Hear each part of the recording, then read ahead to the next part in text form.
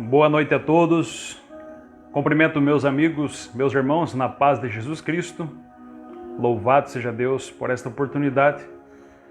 Graças a Deus por mais um dia de estarmos aqui nessa abençoada live, trazendo uma palavra de Deus ao seu coração e também orando pela vida dos nossos irmãos. Glória a Deus. Louvado seja Deus pela vida daqueles que vão chegar conosco a partir agora das 20 horas. Iniciamos mais uma live para a glória do Senhor. Paz do Senhor, meus irmãos.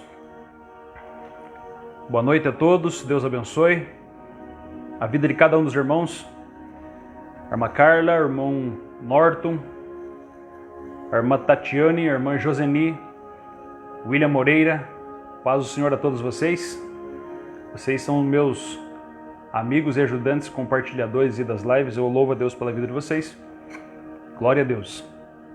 Irmã Neuda, paz do Senhor. Minha mãe, Deus abençoe. Irmã Mari Cristine, paz do Senhor.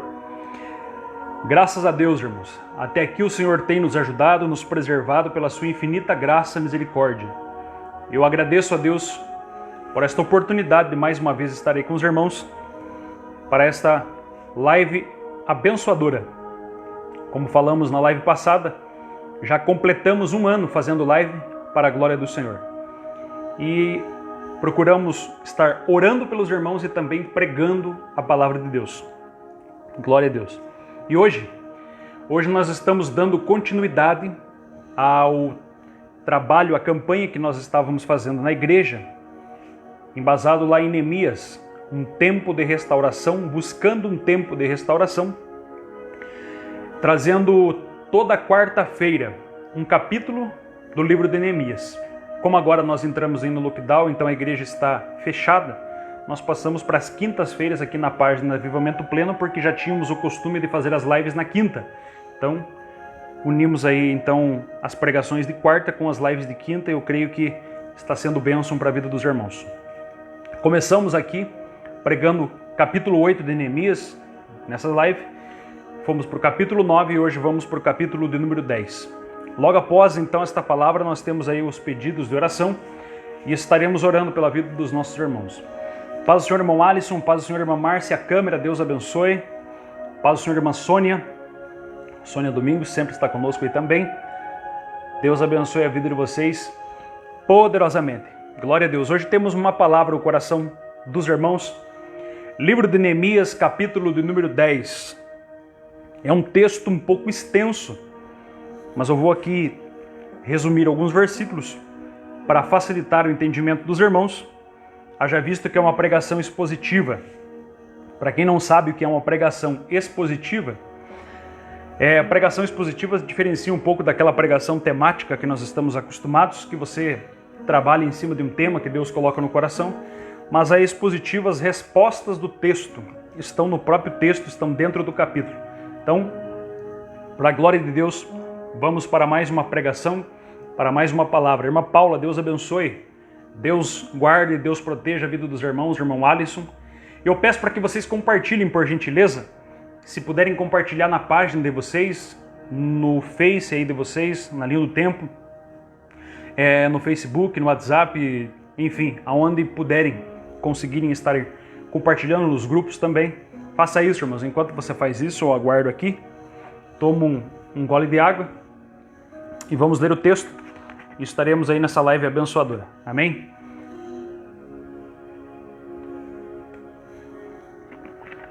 Glória a Deus. Eu estou com a garganta arranhando, mas eu creio que não é coronavírus, irmãos. Para a glória de Deus. Porque nós temos falado constantemente, e eu falo constantemente pregando, e isso também sempre vai arranhando a garganta. Não fique preocupado aí. Amém? Neemias, capítulo de número 10. Deus tem uma palavra para o nosso coração. Neemias, capítulo 10, vai falar aqui de uma reforma que esse povo vai buscar em Deus. Capítulo 10, versículo de número 1. A versão de Bíblia que tenho em mãos para fazer a leitura hoje, versão King James. A versão King James é uma versão um pouco mais clara de entendimento. Então, por isso que eu vou fazer a leitura nesse texto, mas estou com a outra Bíblia aqui também, a versão atualizada do meu lado. Diz assim, Neemias capítulo do número 10, versículo 1 a seguir.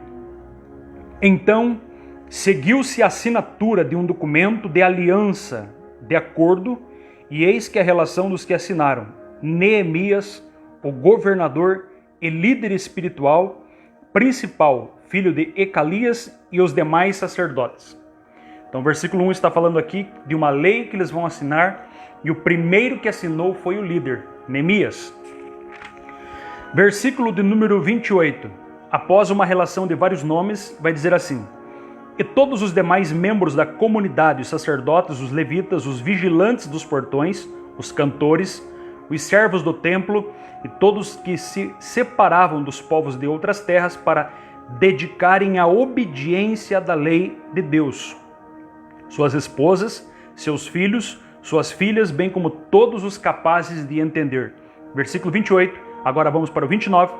Agora se unem em seus irmãos, os nobres, e se obrigam sobre a pena de maldição, debaixo de todos os compromissos inerentes ao juramento de seguir obedientemente a lei, a palavra, lei dada por meio de Moisés e o serviço de Deus, bem como de respeitar de coração todos os mandamentos, juízos e orientações de Deus, o nosso Senhor. Versículo 30. Prometemos não dar nossas filhas em casamento aos povos pagãos que nos rodeiam, tampouco aceitar que nossas filhas se casem com os filhos deles. Versículo de número 31, parte B, diz assim: a cada 7 anos abriremos mão de trabalhar a terra e perdoaremos todas as dívidas. Versículo 32. Além disso, assumiremos a responsabilidade, segundo ordena os mandamentos, de dar anualmente 4 gramas de prata para o serviço do templo de nosso Deus. Versículo de número 33 diz assim: para a preparação dos pães consagrados, isto é, dos pães que ficavam sobre a mesa no santuário, para as ofertas regulares de cereal e para os holocaustos, os sacrifícios totalmente queimados, para as ofertas dos sábados, festas da lua nova e festas com datas fixas, bem como ofertas sagradas, para as ofertas pelo pecado, a fim de fazer propiciação por Israel para as necessidades do templo do nosso Deus. Glória a Deus. Versículo 34. Lançamos sortes entre as famílias dos sacerdotes, dos levitas, restantes da população, com o objetivo de escalar anualmente a família que ficará responsável pelo suprimento da lenha do templo do nosso Deus. Versículo 35. Da mesma forma, assumimos o dever de trazer anualmente ao templo os primeiros frutos de nossas colheitas e de toda a nossa árvore frutífera. Versículo 36, parte B. Para o templo do nosso Deus, para os sacerdotes que ali estiverem dedicados ao serviço religioso. E versículo de número 37 diz assim: traremos ainda para os sacerdotes e para os depósitos do templo do nosso Deus a nossa primeira massa feita em cereal moído e as nossas primeiras ofertas de cereal, do fruto de todas as nossas árvores, de nosso vinho e azeite. E traremos os dízimos das nossas colheitas para os levitas, pois são eles que recolhem os dízimos em todas as cidades onde trabalhamos. Glória a Deus. Um capítulo extenso de 39 versículos. Se eu fosse ler aqui os 39 versículos na live, com certeza, como já aconteceu aí, algumas pessoas compartilharam, as pessoas veem uma leitura extensa e talvez não entendem, e já tudo que você não entende, você rejeita. Isso é psicologia também, irmãos. Tudo que você não entende, você rejeita. Então, nós lemos aqui esse texto e eu vou trazer aqui uma explicação breve para você e entraremos na palavra que Deus colocou ao nosso coração nesta noite. Amém?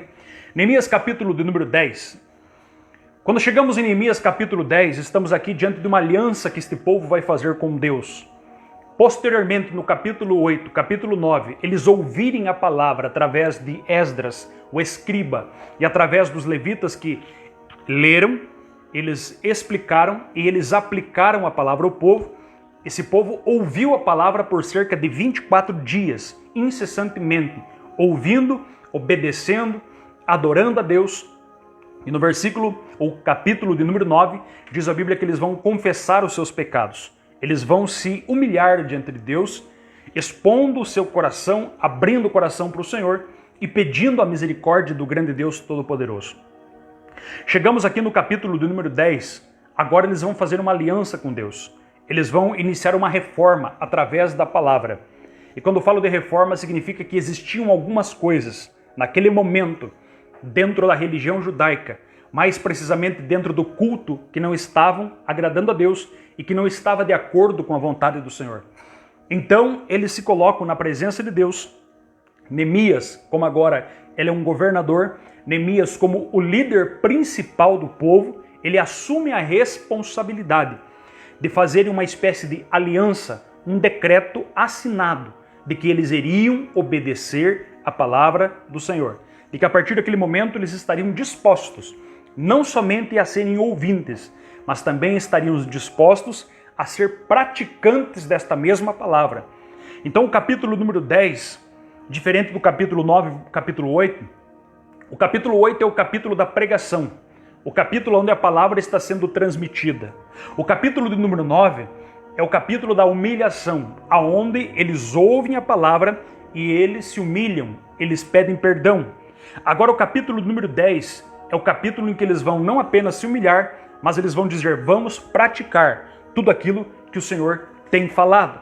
Vamos colocar em prática todos os preceitos, todos os princípios, todos os mandamentos e valores que o Senhor tem colocado e tem falado através da sua palavra. Chegamos aqui então a partir do versículo de número 29, nós vamos entender que eles se unem juntamente com Neemias e o objetivo deles aqui agora é que eles vão iniciar uma reforma espiritual dentro da nação. E qual é a base da reforma? Qual era o alicerce desta reforma espiritual? Todos nós precisamos de reforma, igreja, você que está me ouvindo aí agora. Quando chegamos a um determinado tempo da vida, nós precisamos de uma reforma espiritual.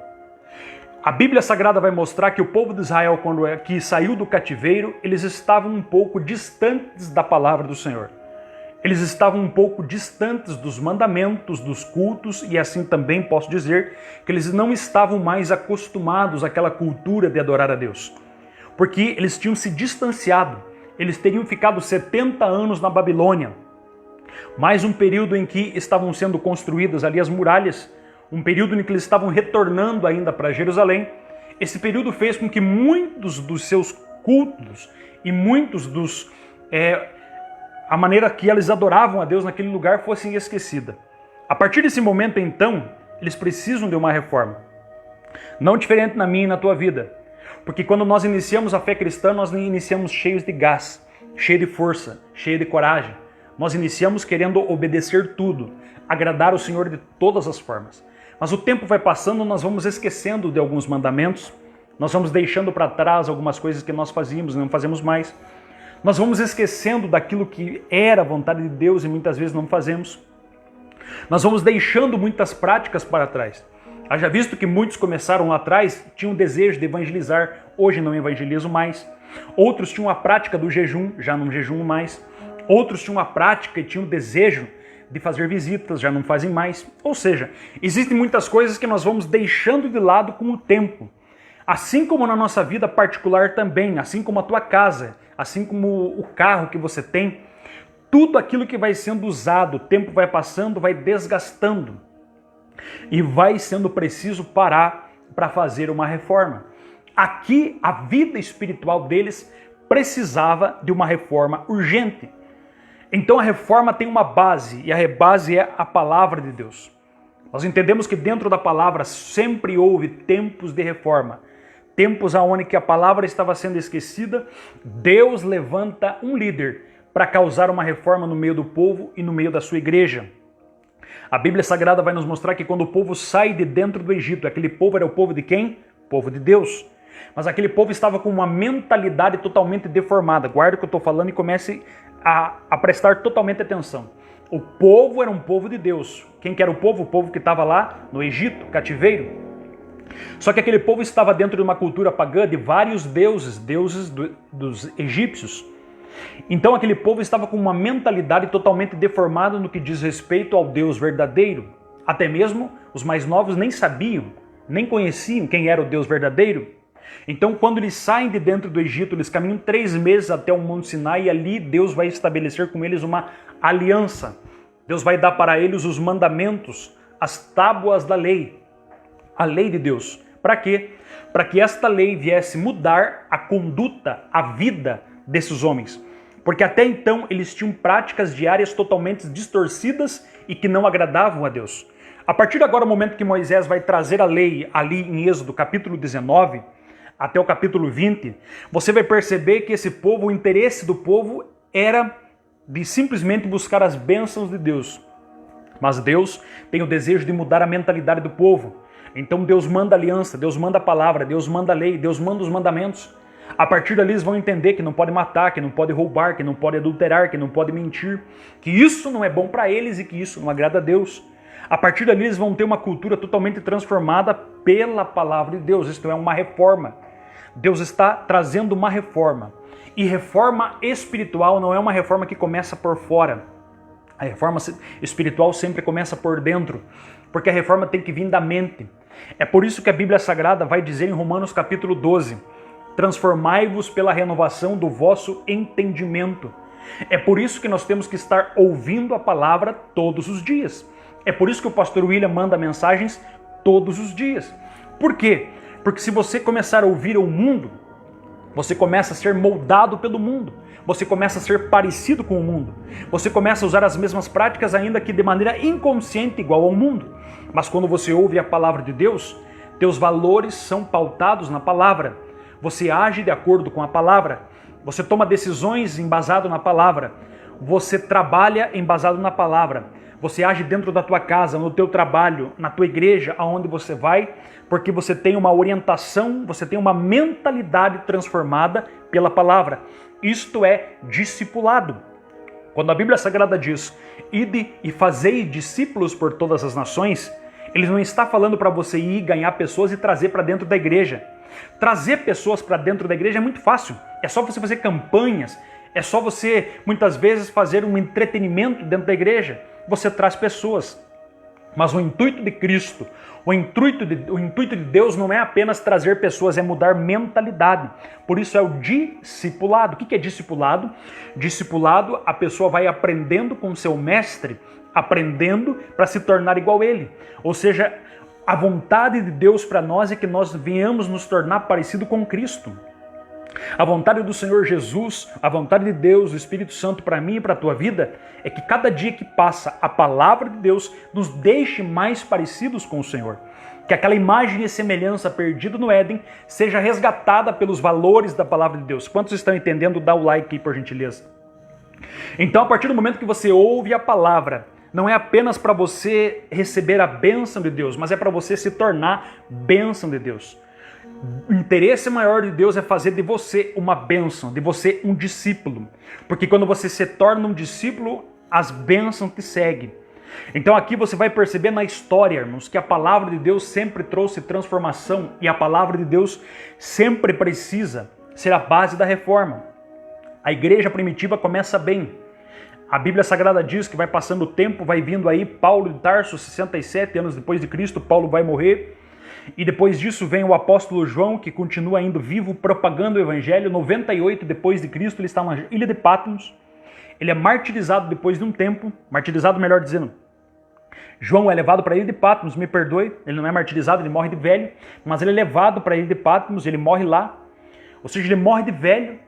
Só que a Bíblia Sagrada vai nos informar, irmãos, que é interessante que a partir disso, a Bíblia Sagrada vai nos mostrar que a partir desse tempo aqui, o tempo vai passando e a igreja, com o passar dos anos, vai perdendo os valores e os princípios que Deus estabeleceu lá no Calvário, que Jesus estabeleceu no início da igreja. Porque quando chega aí aproximadamente 100 anos, 200 anos, quando chega no ano 300 depois de Cristo, mais precisamente no ano 313, um homem chamado Constantino, que era um imperador romano, ele vai unir o Império Romano com a igreja e vai transformar a igreja com o Estado. A igreja e o Estado vão se unir. E a partir do momento que a igreja e o Estado se unem, automaticamente todo o paganismo romano é implantado dentro da igreja. E a partir daquele momento a igreja se torna uma igreja mundana. A igreja para de ser perseguida pelo Império Romano de forma física, mas por outro lado é seduzida pelo Império Romano, fazendo aliança com o que não agradava a Deus. Aí o tempo vai passando, vai vindo 300 anos, 400 anos e a igreja vai entrando em várias doutrinas erradas. Vão colocando vários e outros mandamentos que não era vontade de Deus.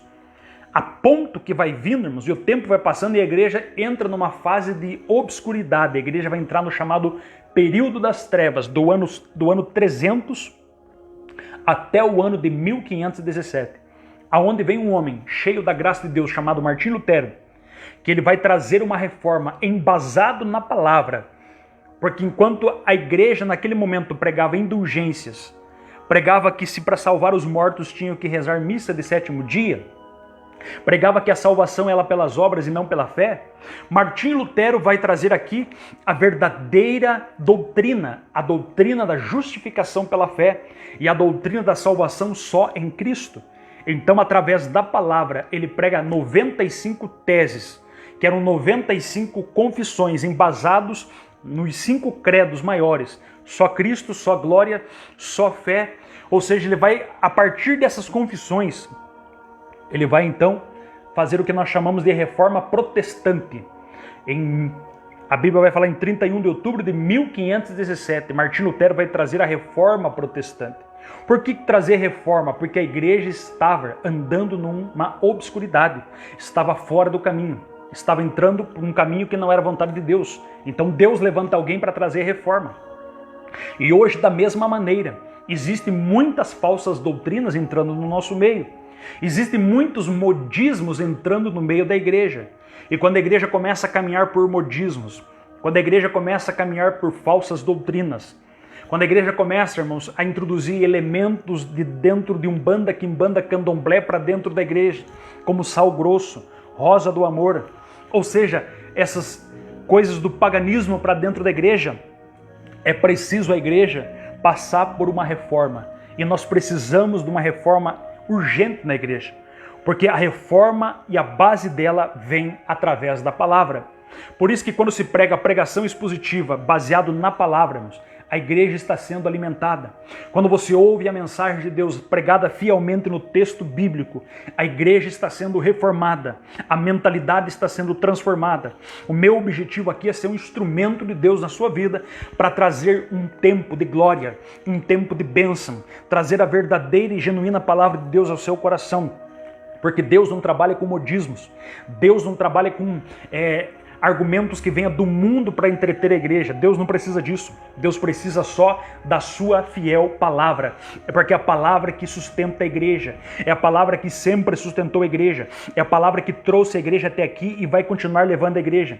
A igreja, irmãos, não precisa de entretenimento. A igreja não precisa de luzes coloridas dentro dela para agradar os jovens. A igreja não precisa de tantas outras coisas que estão por aí para tentar pregar o verdadeiro evangelho. A igreja só precisa da poderosa palavra de Deus e da presença do seu meigo e santo Espírito. Versículo número 29 diz assim, que agora se unem os seus irmãos e os nobres e obrigam sobre pena de maldição e debaixo de todos os compromissos inerentes o juramento de seguir fielmente a palavra de Deus. Ou seja, eles têm um desejo no coração aqui de obedecer a palavra de Deus. Na Bíblia, a versão atualizada, no versículo 29, diz assim, que firmemente aderiram aos seus irmãos de andar na lei de Deus. Significa que a palavra é a base da reforma espiritual na nossa vida. Quer ter uma reforma espiritual na tua vida, irmãos? Comece a ler a palavra. Quer ter uma transformação na tua vida? Comece a ler a palavra.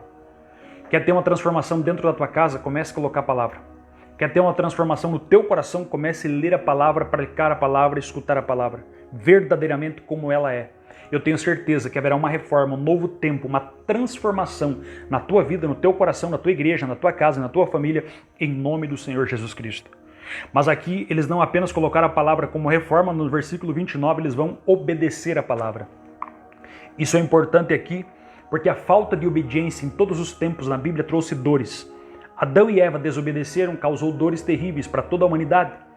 Você vai perceber que o povo de Israel, no capítulo 19 do Êxodo, diz assim, tudo que o Senhor falar nós vamos obedecer. Mas não foi isso que aconteceu. E o que aconteceu? Muitos deles ficaram no meio do deserto, só entrou 2, Caleb e Josué. Por falta do quê? De obediência. A Bíblia Sagrada diz que esse povo se comprometia a obedecer, mas a Bíblia Sagrada vai nos mostrar que esse povo entrou por um caminho errado, que Deus levou eles para o cativeiro. Sofreram durante 70 anos lá, por causa do quê? Desobediência. Hoje nós estamos passando por várias crises no mundo e Deus só permite a crise. Por quê? Por causa da desobediência. Ele disse: eis que coloco bênção e maldição diante de vocês. A bênção quando obedecer os mandamentos, a maldição, porém, quando não obedecer os mandamentos do Senhor vosso Deus. Isso não significa que a maldição está vindo por causa da desobediência, mas é o próprio resultado, o próprio fruto da nossa plantação, daquilo que estamos plantando. Ou seja, tudo aquilo que nós plantamos, nós estamos colhendo. Só que Deus quer nos abençoar. Então o povo de Israel não obedeceu aqui. E você vai ver que hoje, irmãos, hoje nós temos tantos recursos para obedecer a palavra. Nós temos aqui, eu estou pregando com 2 Bíblias, uma do lado esquerdo e uma do direito, King James e versão atualizada. Significa que nós temos tantas Bíblias, mas tantas Bíblias, é Bíblia de estudo para todo tipo.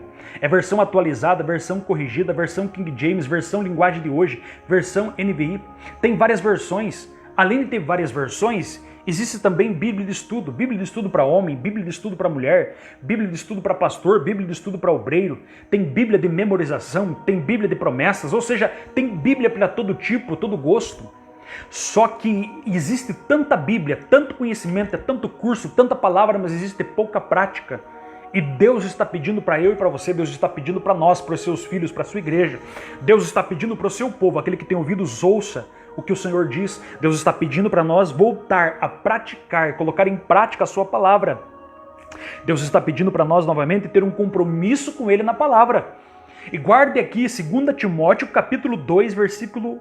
Ou melhor, 2 Timóteo capítulo 4, versículo número 3. 2 Timóteo 4 e 3, coloca embaixo para mim, por gentileza. Nós estamos hoje, 2021, vivendo a geração que está entrando para a apostasia. O que é apostasia? Apostasia é pessoas que acreditavam na palavra, estão deixando da palavra. Pessoas que acreditavam em Deus, estão deixando de Deus. Olha o que diz em 2 Timóteo capítulo número 4, versículo 3. Porque virá o tempo em que não sofrerão essa doutrina, que é a palavra, mas terão comichões, coceiras nos ouvidos e amontoarão para si doutores conforme os seus próprios desejos e desviarão os ouvidos da verdade voltando às fábulas. Tem pessoas que não querem ouvir a verdade. Por quê? Porque a verdade dói, a verdade machuca, mas a verdade cura também. Tem pessoas que não querem a verdade, mas porque a verdade precisa de renúncia.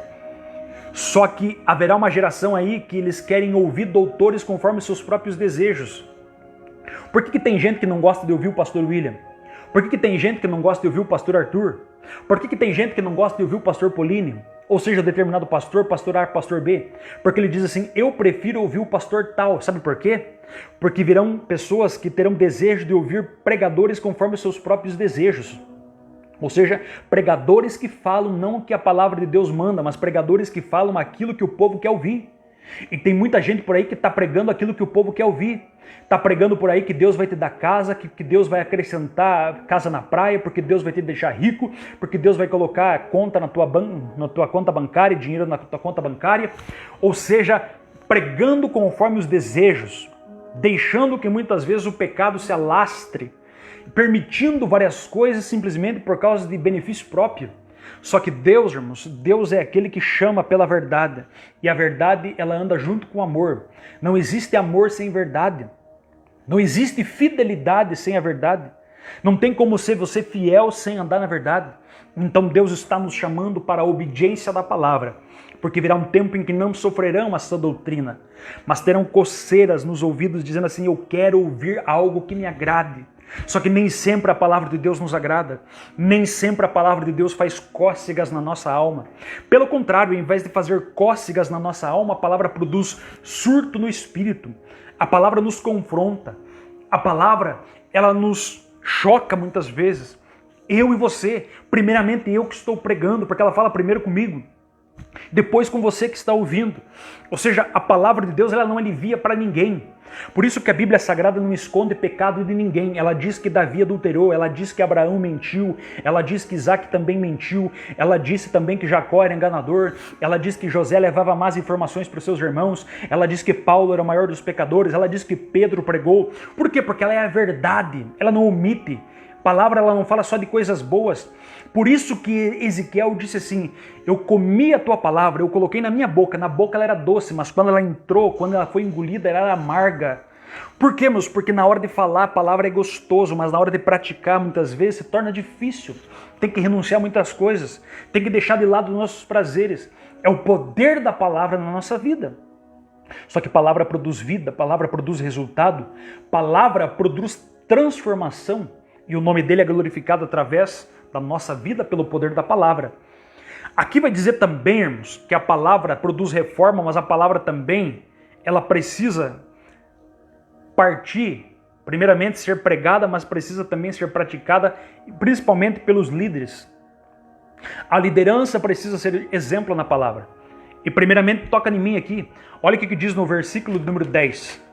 Diz assim, então seguiu-se a assinatura de um documento de aliança, de acordo, e eis que a relação dos que assinaram, Neemias, o governador e líder principal. Neemias capítulo 10, versículo 1, está falando aqui que o primeiro a aceitar e a assinar um documento para obedecer a palavra de Deus, para fazer uma aliança, foi Neemias, foi o líder. Significa que se eu prego sobre evangelismo, eu preciso estar lá junto com os irmãos evangelizando. Se eu prego sobre culto de oração, eu preciso estar junto na oração. Se eu prego sobre humildade, eu preciso ter humildade. Se eu prego sobre santidade, eu preciso ter a santidade. Porque a palavra fala primeiro conosco, a palavra corta primeiro na vida dos obreiros, para depois cortar na vida daqueles que estão no banco. Então aquele que está pregando primeiro, a responsabilidade é muito grande, porque o juízo será maior sobre ele, porque o conhecimento dele é maior. Porém, se ele pecar, ele escandaliza de forma muito maior também. Porque os pecados do líder são os pecados mais graves que o pecado do povo. Por quê? Porque ele peca com maior conhecimento. Porque muitas vezes ele peca aquilo que ele está pregando. Então nós precisamos atentar, irmãos, que os primeiros a darem exemplo são os líderes. É os líderes que precisam frequentar a escola dominical. Tem líder que não frequenta a escola dominical. Tem líder que não vai para culto de oração. Tem líder que chama a igreja para o evangelismo, mas não vai junto no evangelismo. Tem líder que fala de humildade, mas trata os outros com grosseria. Então Deus está falando conosco nesta noite. Precisamos nós, como lideranças, assumir a responsabilidade. Quando nós andar na frente, o povo vai andar atrás. Quando nós fazermos, eu tenho certeza que o povo vai fazer também. Assim diz Deus para a nossa vida nesta noite. Aqui nós vamos observar também que esse povo faz uma aliança, um compromisso, no versículo número 1, dizendo assim, então seguiu-se a assinatura do povo de fazer uma aliança. Então reforma, precisa-se ter uma aliança, guarda o que eu estou falando aqui. E o nosso Deus é um Deus de aliança. Deus fez uma aliança com Noé, Deus fez uma aliança com Adão, Deus fez uma aliança com Abraão, Deus fez uma aliança com Davi. A palavra aliança vem da língua hebraica, quer dizer berit, quer dizer compromisso. Olha aqui, Deus, através da sua palavra, chama o povo dele para ter compromisso. Não basta buscar a Deus, é preciso ter compromisso com Deus. Não basta apenas ouvir a palavra de Deus, é preciso ter compromisso com o Deus da palavra. Precisamos ter compromisso com o Senhor. Compromisso é assumir a missão, comprometer-se com a missão. A palavra compromisso significa isso. E nós precisamos ter esse compromisso. O povo de Israel fez uma aliança com Deus. A igreja de Cristo fez uma aliança com Deus. Quando, pastor? No dia em que você aceitou Jesus Cristo, você fez uma aliança com Ele, a aliança do Calvário. Você diz assim, eu entrego a minha vida para Ti, como o único e suficiente Salvador da minha vida. Eu aceito o Teu sacrifício na cruz, que o Teu sangue foi derramado pela minha vida. Então, quando você aceita Jesus como Teu Salvador, você está fazendo uma aliança com Ele. Uma aliança, um pacto. Tem gente que diz assim, eu tenho um pacto com o diabo. Não, eu tenho um pacto com Jesus. Eu tenho um pacto com o Cordeiro. Eu tenho um pacto de sangue, sangue com Jesus, o sangue que foi derramado na cruz do Calvário. O sangue que não tem defeito, o sangue que não tem pecado. O sangue que nos lava e nos purifica de toda imundícia. O sangue que traz uma nova história, e há poder nesse sangue. E através desse sangue que nós temos uma aliança com Ele. Quando você está celebrando Santa Ceia, você está lembrando da aliança. Quando você está se lembrando de Santa Ceia, você está dizendo assim, eu estou lembrando do livramento que Deus me deu, quem eu era e quem eu sou hoje. Quando você está lembrando da Santa Ceia, fazer isto em memória de mim, você está dizendo assim, eu era tão falho, tão pecador, tão cheio de problemas, eu era uma pessoa que estava lá perdida, mas o Senhor transformou a minha vida. Eu era alguém que estava sem nome, mas hoje eu tenho o meu nome escrito no livro da vida. Isto é aliança com Deus. Porque quem não tem aliança é incircunciso. Porque a palavra circuncisão na lei significava aliança. Quando Abraão fez uma aliança com Deus, era o pacto da circuncisão. Então, quando Davi chama o gigante de incircunciso, ele está dizendo assim, você é um povo sem aliança. Mas a igreja não é um povo incircunciso, sem aliança. A igreja tem aliança. E que aliança é essa? A aliança do Calvário. Este pacto que foi Ele que nos proporcionou. Foi Ele que te escolheu. Foi Ele que te chamou. E foi Ele que selou esta aliança, esse pacto com o sangue. O sangue puro carmesim. Há poder no sangue, o sangue que desfaz todo o pecado. A partir de agora, nenhuma condenação há para você. A partir de agora, você está na presença de Deus. A partir de agora, você é um povo com uma aliança. A partir de agora, o diabo chega e oferece para você, meu filho, vamos pecar? Vamos fazer isso? E você diz, não, eu tenho aliança com Deus. A partir de agora, o diabo chega e usa teus amigos do passado para te convidar para fumar, para te convidar para beber, para te convidar para ir para o clube, para te convidar para fazer tantas coisas que desagradam a Deus, e você diz, não, eu tenho uma aliança com Cristo, eu sou a noiva dele, a noiva do Cordeiro, eu tenho uma aliança com o meu noivo, com Jesus Cristo, com o meu Senhor da minha vida, eu tenho pacto, e o nome de Deus será glorificado e o diabo será envergonhado para a glória de Deus. Quem está entendendo essa palavra aí, nos coloca amém, por gentileza. Dentro do capítulo 10 de Neemias, está aqui a reforma que nós precisamos na nossa vida. Agora, o que a palavra produz? O que a palavra produz? Coloca essa pergunta aí para mim, por gentileza. O que a palavra produz? O que essa palavra, o que essa aliança com a palavra gera na nossa vida? Nós vamos ver aqui no capítulo 10, versículo 30, que eles disseram assim: por meio de Moisés, a lei veio por meio de Moisés, bem como respeitar de coração todos os mandamentos, juízos e orientações do nosso Deus. Na outra versão que tenho aqui, diz assim, capítulo 10, versículo 30. Eles dizem que a partir daquele momento eles não dariam mais as suas filhas aos povos da terra, nem tomariam as filhas deles para ser os seus filhos, e cumpririam os seus mandamentos, juízos e estatutos. Aí você pergunta, pastor, o que significa isso? É que a palavra produz mudança de valores na nossa vida. Aquele povo, quando saiu lá do cativeiro babilônico, ele veio com uma mentalidade um pouco deturpada. Guarda o que eu estou falando aqui. Ou seja, a mentalidade foi atingida pelo pecado, pela Babilônia. E a partir do momento que Neemias traz aquele povo juntamente com Esdras, eles começam agora a discipular aquele povo, que eu falei para você, trazendo uma mudança de valores. E uma das coisas que aqueles povos estavam praticando naquele momento, imitando a Babilônia, porque Babilônia significa mundo, eles estavam fazendo casamentos mistos. Como assim? Casamentos sem nenhuma direção de Deus. Eles estavam casando com povos que não agradavam a Deus. E no versículo 30 do capítulo 10, eles vão fazer uma aliança de não dar-se em casamento com povos que não agradassem a Deus. Pastor, mas isso tem alguma coisa a ver para hoje, nos nossos dias? Irmãos, aqui nesse texto, Israel, eles tinham uma pureza de raça que eles não poderiam se misturar. Eles teriam que casar com pessoas da mesma fé e também do mesmo sangue deles. Só que para nós como igreja, entra lá em 1 Coríntios capítulo número 6, vai falar sobre o jugo desigual. Significa-se que nós também, da mesma maneira, quando vamos ter um relacionamento, seja um casamento, um namoro, um noivado, nós precisamos também buscar pessoas que tenham a mesma fé, os mesmos valores, que acreditem e tenham a mesma crença que nós. Por quê? Porque um cônjuge que tem um coração diferente, não tem a mesma missão, não tem os mesmos valores alinhados, pode trazer problemas espirituais. Como assim? Quantas foram as pessoas que disseram assim, não, eu vou casar para ganhar tal pessoa para Jesus? E não foi isso que aconteceu. Muitas vezes aquela pessoa casa, em vez de ela ser uma pessoa que vai ajudar a transformar a vida do outro, ele acaba sendo influenciado. Então Deus, irmãos, deseja que não haja julgo desigual. Porque que a Bíblia vai dizer assim, como que pode a luz se misturar com as trevas? Você é uma pessoa que acredita na Bíblia, vai casar com uma pessoa que é ateu? Você acredita que se deve falar a verdade, vai casar com alguém que vive na mentira? Você acredita na pureza e vai casar com alguém que está na prostituição, na imoralidade, na maldade e assim por diante? Então você precisa se separar. E aqui o que a palavra de Deus produz? Mudança de valores. Quando nós aceitamos a Jesus Cristo, nós temos certos valores na nossa vida. Mas quando nós confessamos a Cristo como Salvador, esses valores precisam ser transformados. Isso aconteceu comigo. Ou seja, eu tinha meus valores.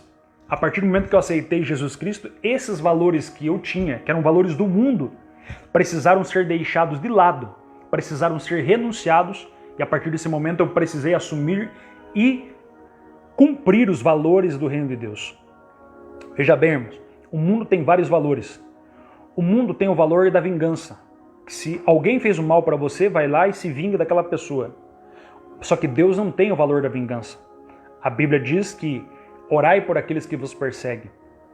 O mundo tem o valor da promiscuidade, ou seja, de casar, se não deu certo, logo já descasa e casa com outra pessoa. É o descompromisso com o matrimônio. Porém, a Bíblia diz, vai que se unir a sua esposa, o seu esposo, e até que a morte os separe. Ou seja, então tem vários valores dentro da palavra de Deus que são valores absolutos, valores que não mudam. Guarda o que eu estou falando aqui. Usos e costumes, guarde isso aqui que é uma informação muito interessante para a tua vida. Usos e costumes mudam. Ah, pastor, há 10 anos atrás a igreja não tinha televisão. Isso é usos e costumes. Agora, valores, eles não podem mudar. Guarda o que eu estou falando aqui, valores. O que é valor? Aquilo que era verdade na época de Adão continua sendo verdade até os dias de hoje. Era adultério na época de Adão, continua sendo verdade até os dias de hoje. Aquilo que era pecado lá atrás continua sendo pecado hoje. Então, isso são valores. Quais são os valores da palavra de Deus? O valor da verdade, o valor da paz, o valor da integridade, o valor da fidelidade. Existem tantos valores, o valor de tempo para Deus, o valor da consagração, o valor da renúncia. Eu poderia citar aqui para você inúmeros valores da palavra de Deus, que são totalmente contrários ao mundo. Tem gente que pensa que ser mundano é apenas o cara ouvir uma música mundana. A questão é nos valores, irmãos. Guarda o que eu estou falando aqui, porque tem hino, olha aqui, ó, tem hino evangélico que não tem nem valor. É pior do que uma música mundana. E tem música mundana que às vezes pode ser melhor do que uma música evangélica. Eu não estou fazendo aqui apologia você escutar a música A ou música B, guarda o que eu estou falando aqui. Mas tem certas músicas que falam de raízes, tradição, falam, por exemplo, de natureza, enquanto tem hinos que fazem até aberração com o nome de Deus, que chamam Jesus de cara, chamam Jesus de você, chamam Jesus do cara lá de cima. Então, veja bem os valores. Se você vai assistir alguma coisa, algum filme, vai assistir uma programação na televisão, no YouTube, quais são os valores que estão transmitindo para você? É o valor da... Por exemplo, aí tem uns evangélicos por aí, irmãos, desculpa falar aqui, mas eu estou pregando a palavra, que são os chamados memes evangélicos. Isso é chocarrice. Memes é chocarrice. O que é chocarrice? Tirar sarro, debochar. E o tirar sarro, debochar do próximo não é um valor da palavra de Deus. E tem gente que diz assim, não, mas é gospel, isso aqui eu estou seguindo. Então, nesse ponto, tem valores, irmãos, que não são de acordo com a palavra de Deus. Não basta ser gospel, não basta ser evangélico, não basta ter uma capinha de evangélico, precisa ter os valores absolutos da palavra de Deus. Guarda o que eu estou falando. Aparência muda, cabelo muda, roupa muitas vezes muda, o que não pode mudar é o valor da palavra de Deus. O valor, irmãos, a ética da palavra, o valor da palavra, os valores absolutos da palavra. O texto vai nos mostrar aqui também, capítulo 10, versículo 30, que eles vão se separar daqueles povos que não queriam andar com Deus. Capítulo 10, versículo 30, o texto vai dizer aqui que eles se separaram. Versículo 28 também vai falar que eles se separaram. E o que é isso? A santificação. Santificação não é religiosidade como muitos pensam. Santificação não é você deixar o teu cabelo comprido até na cintura ou andar com uma camisa abotoada até aqui em cima e dizer assim, não, eu sou santo. Não, isso é religiosidade muitas vezes. Não estou falando dos bons costumes, mas não me interprete mal em nome de Jesus. Mas eu estou falando aqui que santificação começa dentro. Santificação começa dentro, de dentro para fora. É espírito, alma e corpo. Começa de dentro para fora, é mente para depois o corpo. Ou seja, uma mente transformada. Porque não adianta você sair do Egito e estar com a tua mentalidade dentro do Egito, se o Egito não saiu de dentro de você. Então, santificação é você tirar o Egito de dentro de você. Porque não basta sair do Egito. O Egito precisa sair de dentro de você. E santificação é isso. Santificação é você se separar, primeiramente, dentro. Aí que engana muitas vezes, porque tem pessoas às vezes que se olha assim com uma roupa e diz assim, esse daí é uma pessoa totalmente evangélica. Pela roupa. Mas as aparências enganam. Porque o que precisa verdadeiramente são os valores e a santificação que está dentro. A santificação. Lembra que eu falei para você, eu falei para aqueles que estão ouvindo agora e talvez tenha alguém que está chegando aí que Jesus andou com Pedro e Pedro andou 3 anos com espada na cintura? Fazia 3 anos que Pedro estava andando com Jesus e foi lá querer cortar a orelha do soldado? Por quê? Porque ele andou 3 anos com espada na cintura. E você nunca vai ver em nenhum versículo Jesus falando para Pedro assim, Pedro, tira a espada da cintura. Por quê? Porque não adianta tirar a espada da cintura se a espada permanece aqui dentro do coração. Então, primeiro de tudo, a espada precisa sair do coração. Primeiro de tudo, irmãos, nós precisamos vencer a nossa natureza carnal. Automaticamente isso é santificação, separação. E a palavra santificação vem da língua hebraica, quer dizer kadosh, separado para Deus, para uso exclusivo dele. Então hoje você pertence para ele, você não é mais do diabo, você não é mais daquelas companhias que você andava, você é dele, o teu corpo pertence a ele. A tua casa, a tua vida, o teu ministério é tudo dele, para a honra e para a glória dele. Essa boca que você tem não é mais para falar palavrão, mas é para usar e glorificar para o nome dele. As tuas mãos não são mais, irmãos, para você muitas vezes fazer obras que desagradam a Deus. As tuas mãos são para glorificar a Deus. A tua vida é para glorificar a Deus. A tua aparência é para glorificar a Deus. As roupas que você usa é para glorificar a Deus. Quer saber se é a vontade de Deus ou não? Chega na frente do espelho, coloca uma roupa e diga assim, Senhor, glorifica teu nome esta roupa, glorifica teu nome essa maneira que eu estou vestido, glorifica teu nome isso que eu estou assistindo, glorifica o teu nome isso que eu estou vendo, glorifica o teu nome essas amizades que eu tenho, glorifica o teu nome e essa atitude que eu estou tendo. Isto é santificação. O texto vai falar aqui também, a partir do versículo 32, olha o que diz o versículo 32, diz assim, além disso, assumimos responsabilidade, segundo a ordem, o mandamento de anualmente dar 4 gramas de prata para serviço do templo do nosso Deus. Versículo 32.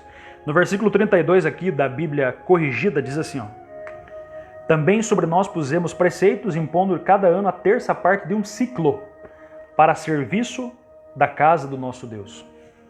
O que é isso? Olha aqui, ó. Guarda essa palavra, serviço da casa do nosso Deus. Serviço da casa do nosso Deus. Significa que reforma, quando temos um compromisso com a palavra, nós também precisamos ter aqui um compromisso com a obra de Deus. Compromisso com a obra de Deus. Com o serviço de Deus. Porque o texto está dizendo aqui, serviço do templo. A palavra serviço vem da língua grega latreia, que quer dizer culto. Quer dizer adoração. Então, serviço para Deus está muito ligado a culto e a adoração. Como assim, pastor? A palavra culto vem lá de trás da língua hebraica, lá de Gênesis capítulo 2, versículo 15. Que Deus colocou o homem no jardim do Éden para cuidar e lavrar a terra. Outra versão vai dizer assim, para cultivar.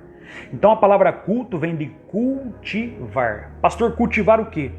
Cultivar a terra era manter vivo aquilo que Deus plantou. Guarda o que eu estou falando aqui. Deus plantou o jardim, o homem tinha que manter vivo, cuidar, regar daquilo que Deus plantou.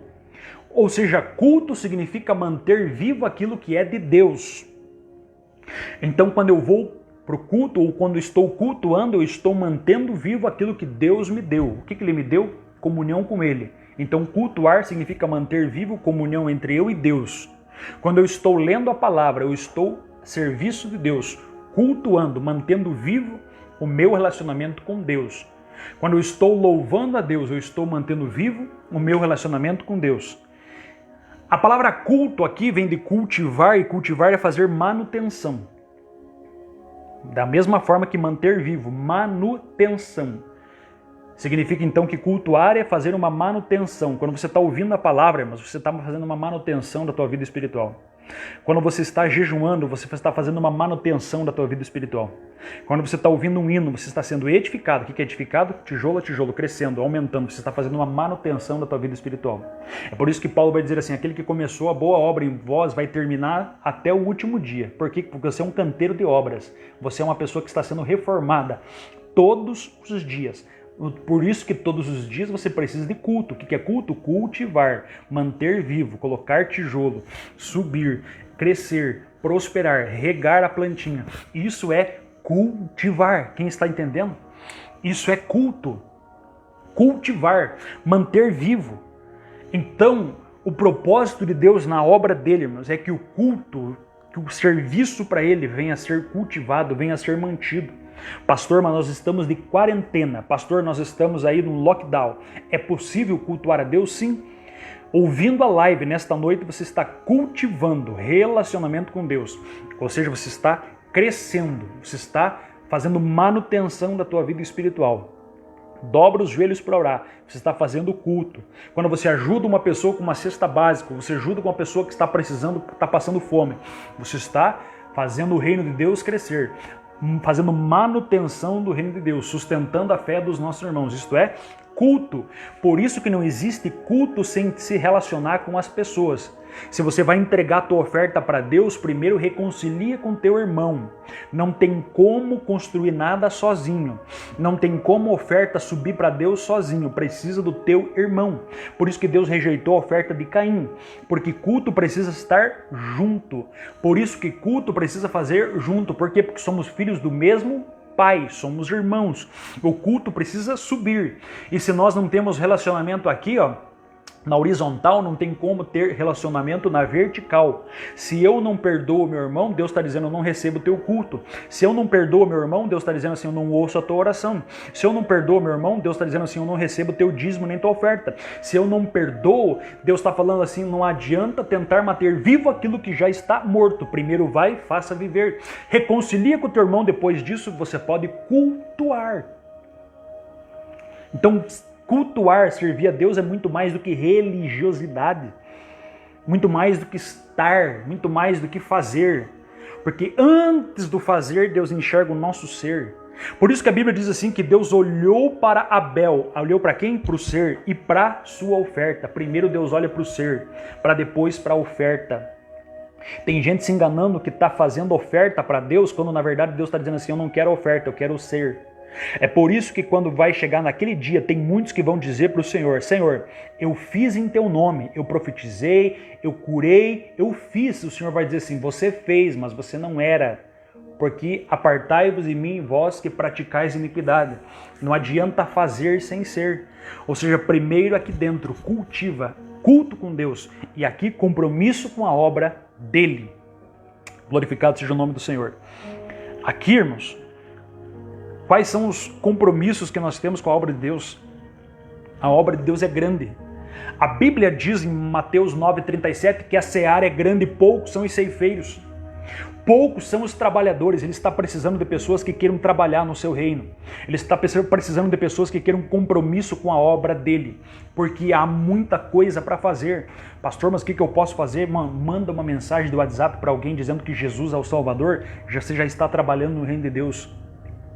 Pega o teu Facebook, coloca lá que Jesus é o único Salvador, você já está sendo uma ferramenta nas mãos do Senhor. Você está pregando o Evangelho e essa mensagem pode impactar alguém aí. Ou seja, você já está trabalhando para Deus. Quando você ajuda a igreja, até mesmo com um pacote de macarrão, um pacote de feijão, um pacote de trigo, automaticamente já montar uma cesta básica para alguém, isto já é trabalhar para o reino de Deus. Quando você dobra teus joelhos para orar pela vida dos irmãos, pela vida do pastor, isto já é a manutenção da obra de Deus. Você está fazendo a obra do Senhor. Então não busque cargos. Deus não trabalha com quem tem cargos. Deus trabalha com quem tem compromisso. Não busque ser pessoa vista dentro da igreja. Deus não procura quem está sendo visto. Deus procura aqueles que são fiéis para Ele. Na obra de Deus, mas tem muita gente correndo atrás de cargo. Na obra de Deus tem muita gente correndo atrás de querer ser visto, mas não de servir. Ou seja, tem muitas pessoas querendo aqui o título, mas querem o título, mas não querem passar pelo processo. E isto Deus não se agrada. O que Deus se agrada aqui? Com aqueles que realmente têm compromisso com a obra dele. E há muito trabalho, há muito o que fazer na obra dele. Eu lembro de um texto que está lá em 1 Coríntios capítulo 4, que a Bíblia vai dizer assim, Paulo dizendo, que os homens nos considerem como ministros de Cristo. E a palavra ministros na língua grega significa huperetes, que quer dizer remadores de galés. Eu vou repetir. A palavra ministros significa huperetes do grego, que significa remadores de galés. Quem eram os remadores de galés? Naqueles barcos antigos, as galeras, que eram chamados a galeria, aqueles barcos antigos, no Império Romano, quem ficava embaixo do assoalho do barco, da embarcação, eram os remadores de galés. Um do lado do outro, com aqueles remos, puxando. Eles puxavam assim os remos e eles estavam embaixo do assoalho. Quem ficava embaixo do assoalho não era visto por ninguém. Ninguém sabia que eles estavam lá. Ninguém conhecia o rosto deles. Ninguém nem sabia como eles eram. Mas eles estavam lá, remando, fazendo o barco andar. Isso são aqueles que são os ministros e devem ser da obra de Deus. Muitas vezes não é visto, muitas vezes ninguém sabe quem você é, mas você está fazendo o barco andar, você está fazendo o barco prosseguir, você está fazendo o barco ir para frente. Ou seja, o barco está andando por causa de você, por causa das tuas orações, por causa da tua contribuição, por causa da tua palavra, por causa da tua vida. Ou seja, faça o barco andar, ainda que você não seja visto, ainda que você não seja reconhecido. Faça com que o barco se movimente. E o nome de Cristo será glorificado através da tua vida. Aqui vai mostrar quais os compromissos da obra de Deus. Versículo 34 diz assim, que a família ficará responsável pelo suprimento da lenha do templo. Se você ler o capítulo 10, leia aí na tua casa depois, você vai ver. Que no capítulo 34 eles vão aqui ver algumas pessoas para estar trazendo lenha para o templo. Por quê? Porque o sacrifício do altar, o fogo do altar estava apagado. O fogo do altar estava apagado e para acender o fogo do altar precisava do quê? Precisava de lenha. A Bíblia Sagrada vai dizer em Levítico 6:13 que o fogo arderá continuamente no altar. Então, para o fogo se manter aceso, precisava de lenha. E o que é lenha? Lenha é oração. Não existe relacionamento com Deus sem oração. Não existe relacionamento com o Senhor sem a vida de oração. Nós precisamos ter aqueles na igreja que têm compromisso com Deus em oração, por isso tem círculo de oração. Mas não basta deixar responsabilidade para círculo de oração. Os jovens precisam orar, os homens precisam orar, os obreiros precisam orar, toda a igreja, todo o povo precisa de oração. Um primeiro compromisso com a obra de Deus é aqui, irmãos, trazer lenha. E lenha fala de oração. Não há fogo sem lenha. Não há fogo sem oração. Não há unção, poder de Deus sem a lenha. Não há poder de Deus sem oração. Não tem como ter poder dentro da igreja sem ter oração. Não tem como ter milagres dentro da igreja sem ter oração. Não tem como ter batismo com o Espírito Santo sem ter oração. Não tem como ter pessoas tomadas por mistérios e profecias de Deus sem ter oração. Não tem como ter discernimento sem ter oração. E quando se tem oração, tem fogo. Quando se tem fogo, a glória de Deus está ali. Quando se tem fogo de verdade, não é fogo estranho. A glória de Deus, a unção de Deus está no meio do templo, da obra do Senhor. Então não existe obra sem oração. O texto ainda vai dizer aqui que vamos trazer, além da lenha, eles vão trazer o pão Eles vão trazer as ofertas para se cultivar, para adorar o Senhor. A partir do versículo 34, você vai perceber aqui que eles vão trazer e vão trazer as famílias também. As famílias vão trazer aqui os pães, as famílias vão trazer as ofertas. Para quê? Para voltar a adorar a Deus. Quais são os compromissos com a obra de Deus? Os compromissos com a obra de Deus, primeiramente, é a oração. Segundo, a adoração. Não tem como fazer a obra de Deus sem adorar. Nós precisamos adorar o nosso Senhor. Alegrei-me quando me disseram, vamos à casa do Senhor. Vamos para quê? Para adorar.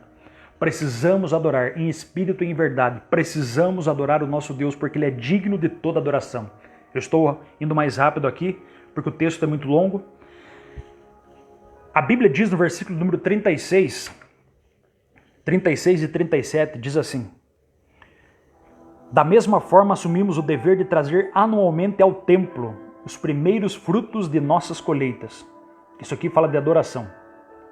Mas isso aqui também diz assim, de acordo com também está registrado na lei, traremos primeiro de nossas colheitas, de nossas crias, nossos rebanhos, para o templo do nosso Deus, para os sacerdotes que ali estiverem.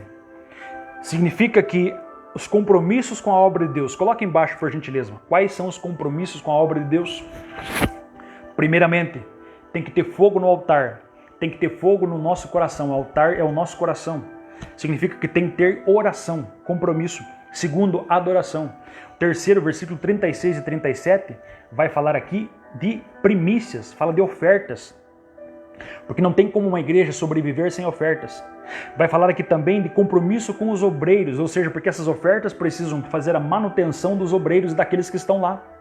E ainda vai falar aqui no versículo 35 até o 39, se você pegar aí, dizendo assim, traremos os dízimos das nossas colheitas.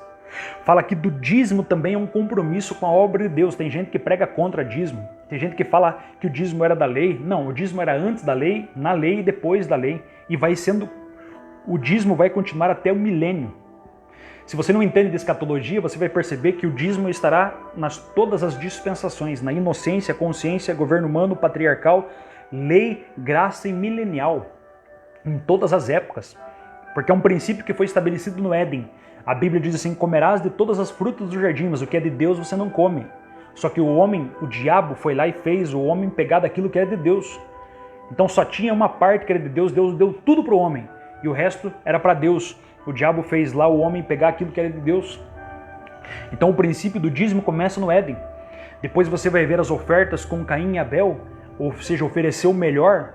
Caim ofereceu aquilo que ele achava correto, irmãos. Não é você que acha correto quanto que você tem que dar de dízimo. O dízimo é a 10ª parte. Eu não vou ficar pregando em dízimo numa live, que eu sei que eu posso ser criticado duramente aqui. Mas eu estou apenas pregando a palavra. Dizendo que está escrito aqui, ó, Neemias, capítulo 10, versículo de número 37.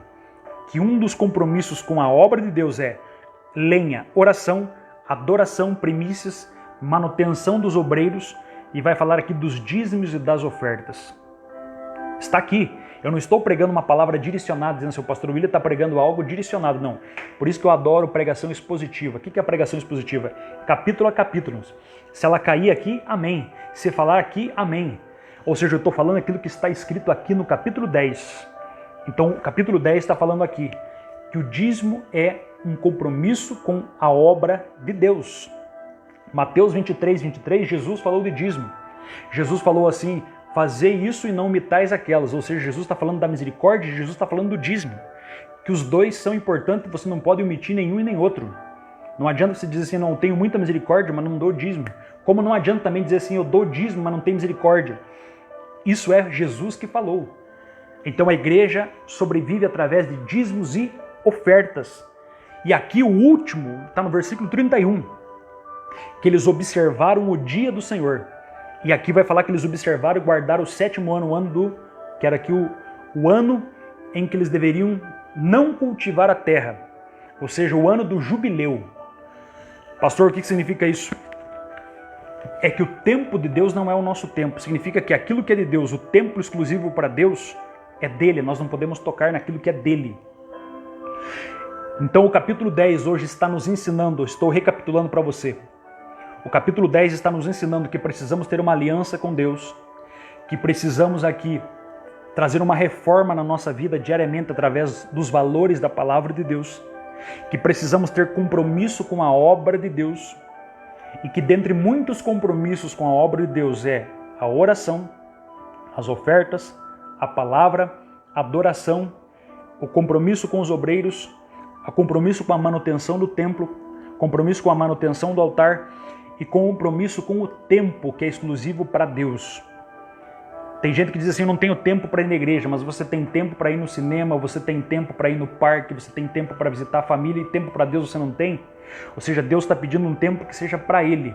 Por isso que Deus colocou lá 6 dias para trabalhar, no 7º dia descansava, porque aquele 7º dia era exclusivo para uso de Deus. Deixe um tempo separado para Deus, um tempo para você ouvir a palavra, um tempo para você ler a Bíblia, um tempo para você ter em oração. Porque nós somos a geração que tem tempo para tudo e muitas vezes para Deus nós deixamos o resto. Quando vamos para a oração, dizemos ou falamos que estamos cansados. Quando vamos ler a Bíblia, falamos que não entendemos. Quando vamos ouvir a palavra, falamos que hoje não. Sempre desculpa para Deus. E o tempo que oferecemos para Deus é o mínimo, enquanto o tempo para Deus precisamos dar as primícias para o Senhor. É assim que Deus fala nessa noite, que nós possamos, em nome de Jesus Cristo, voltar aos nossos compromissos com a obra dele, cuidar com os nossos relacionamentos, porque os relacionamentos podem mudar a nossa fé, a nossa maneira de entender Deus, cuidar aqui com a nossa vida financeira, que primeiramente pertence a Deus, cuidar aqui com o nosso tempo, que primeiramente pertence a Deus, com os nossos valores e com a nossa mentalidade. Amém? Que Deus abençoe a sua vida. Eu louvo a Deus por esse capítulo número 10 de Neemias, que foi pregado nessa noite. Eu creio que dentro do possível eu preguei aqui com fidelidade a palavra do Senhor e mais uma vez o nome dele foi glorificado. Amém, irmãos? Agora vamos para o momento de oração. Antes disso eu peço para que você coloque aí por gentileza. Coloque por gentileza se você foi grato a Deus por essa palavra. Coloque se você está grato a Deus pela palavra de hoje. Eu estou grato a Deus pela palavra de hoje, eu louvo a Deus pela vida de cada um dos irmãos nessa noite, que tiveram tempo de ouvir a palavra. Dedique teu tempo para ouvir a palavra, irmãos. Se você puder chegar na tua casa aí, se você puder na tua casa, pegar a Bíblia e ler o capítulo 10 de Neemias, principalmente numa versão de Bíblia mais fácil de entendimento. Eu já vou falar para você, tem pessoas que não leem a Bíblia porque não entendem, certo? Mas não entendem por quê? Porque leem numa versão difícil de entendimento. Teve uma irmã que hoje cedo perguntou para mim, pastor, vou comprar uma Bíblia, qual versão eu compro? Eu dei o conselho para ela, compre a versão King James, porque além de ser uma Bíblia já de estudo, que já explica o texto, essa Bíblia também é uma Bíblia que tem uma linguagem de fácil compreensão. Então, se eu fosse falar para você escolher 2 Bíblias para você comprar, uma delas seria King James e outra Bíblia seria Linguagem de Hoje. A linguagem de hoje apenas para você compreender junto com as outras, não para você tomar ela como leitura única, mas para você compreender junto.